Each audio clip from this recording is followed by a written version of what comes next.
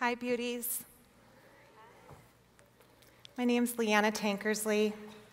Share a little bit with you this morning about surrender in my own life.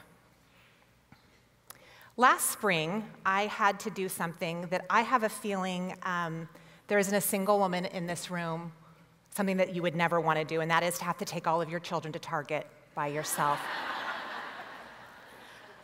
My husband was on deployment, and I had all three of my kids with me. I have, at the time, boy-girl twins who are eight, and my little daughter, Elle, they're Luke and Lane, and my little daughter, Elle, who was 5 at the time. And despite all of my amazing skills at Amazon priming and having groceries delivered straight to my door, I realized that I had made a grave error, and we were missing 2 of our household essentials: toilet paper and dry shampoo. Something that none of us can live without, right? So off to Target we went, and I had another grave error happen in mothering judgment. I'm sure none of you have ever done this before. And I decided that I would bribe the children to behave in Target, as we do.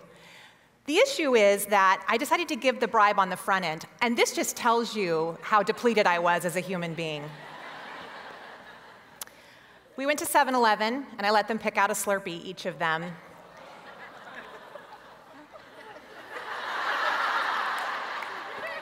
As an incentive to be good at Target. By the time we get to Target, I have 3 children who are hopped up on speedballs.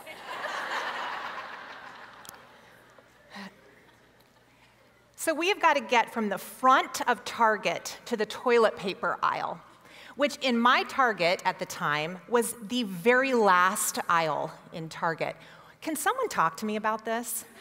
Can we just get all the household essentials like right in the front so we can get in and get out? So I've got to get 3, thank you. Target executives, please, hear our cries. I've got 3 children who are behaving like animals, running around my cart as I'm trying to herd them from the front of Target to the very back. As we're going by the dry shampoo aisle, I just reach and flip a can into my cart, and I keep heading straight back to the back. We get to the toilet paper aisle, and Luke and Lane have this fabulous idea. They're gonna take all the bulk bricks of toilet paper off the shelf. They're gonna shove little 5-year-old Elle into the back of the shelf, and they're gonna brick her in with the toilet paper, right? It's as if this is not happening, right? I am just locked in. It's like something out of Edgar Allan Poe, Buried Alive by Charmin. And Elle is squealing with horror and delight. And I'm standing there looking at the toilet paper, trying to make my selection. And I notice there's a woman from me to the microphone, a few feet away from me. And I can hear her talking, and she's looking straight ahead, analyzing Ziploc bags. And she's talking loud enough to where she wants me to hear her, but she's not turned and she's not looking at me. And as I listen, I hear her saying, "Those children are horrible." The mothering these days is absolutely awful. When I was a mother of young children, I would have never let them behave that way. These children are going to hurt someone, and they are so terribly behaved.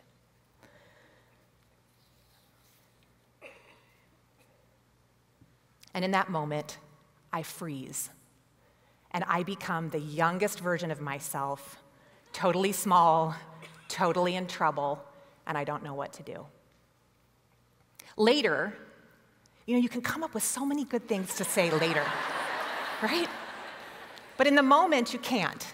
You can't. Later, I would have said, do you have any idea that my husband's deployed right now?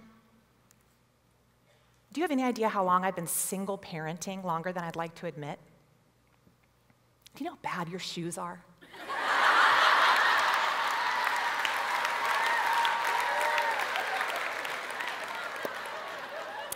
But unfortunately, in the moment, none of that comes to me.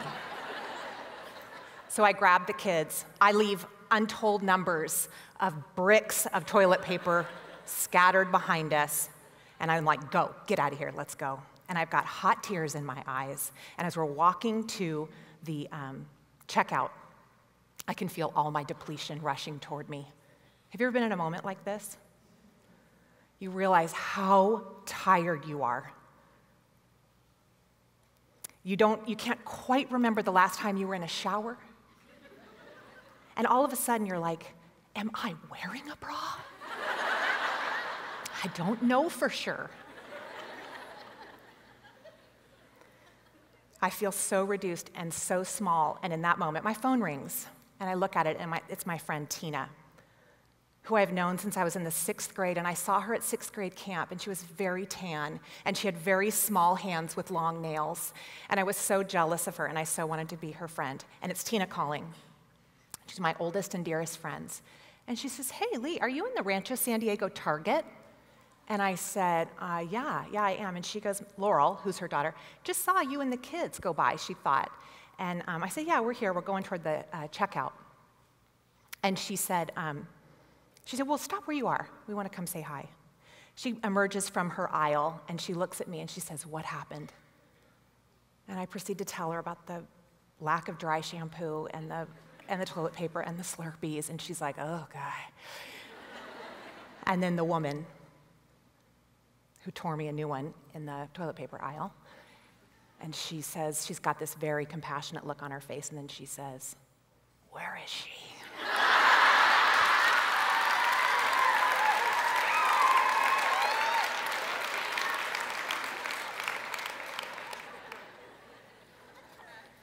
And I said, it's okay, Tina, we don't need to have an incident. But you do need friends who would cause an incident for you. Tina takes Elle's hand, she takes Lane's hand, this is like their auntie, and she starts walking with it. She said, I'll just stay with you. And I'm putting my stuff on the conveyor belt, and I'm getting ready to check out, and Tina's with me, and all of a sudden I hear, Lee, and I look up, and there's Lindsay. And Lindsay and I have known each other since we were 18, another one of my very closest friends. And there I am in this moment of need and depletion and shame, and I am flanked with Lindsay in front of me and Tina behind me with 2 of my closest friends.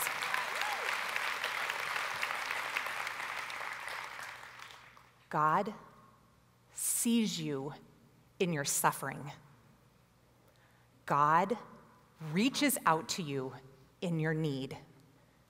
There is always a hand reaching towards you. There is always grace available, and you can always begin again. Lindsay says, I'll take it from here, and she walks us out to the parking lot, and she puts my kids in their car seats, and just that, you're like, oh, thank you. Oh. She helps me get my stuff in the car, and she hugs me, and Lindsay doesn't like to hug. Lindsay has like a...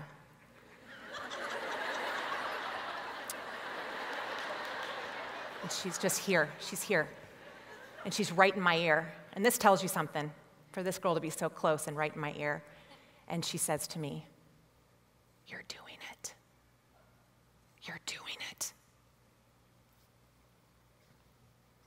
Let me be clear. I do not like being in need. I do not like being in pain. I do not like feeling weak. And I do not like feeling vulnerable.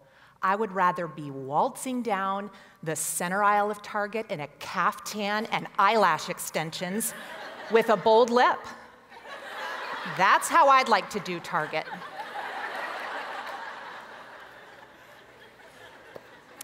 It's painful for me to be in need. It's painful to have to stand still and open my hands and be loved.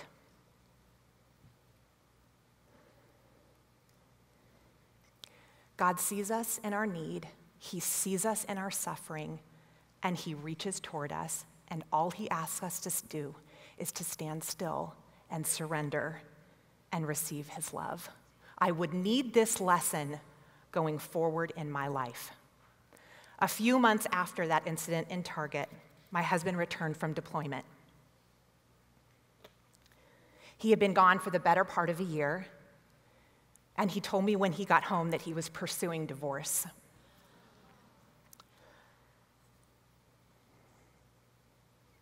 Certainly, there had been areas of our marriage that were difficult, but I never thought this would be our fate. I never thought this would be our path. And despite my best attempts to dissuade him, he has remained resolute. So this year, this was last summer, this year has been about letting go of a person and letting go of a 15-year marriage. And it's been nothing but grief. And God has not left my side.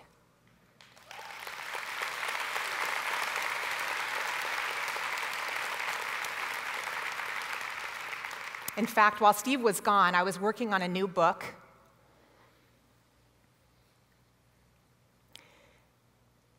And you know what the title is of that new book? Anybody guess? And we had decided this title 2 years ago. The title of the book is Begin Again. And so while Steve was deployed, before I knew his intentions, I sat in the morning with God and wrote stories and reflected on promises and wrote chapters about beginning again. What are the chances?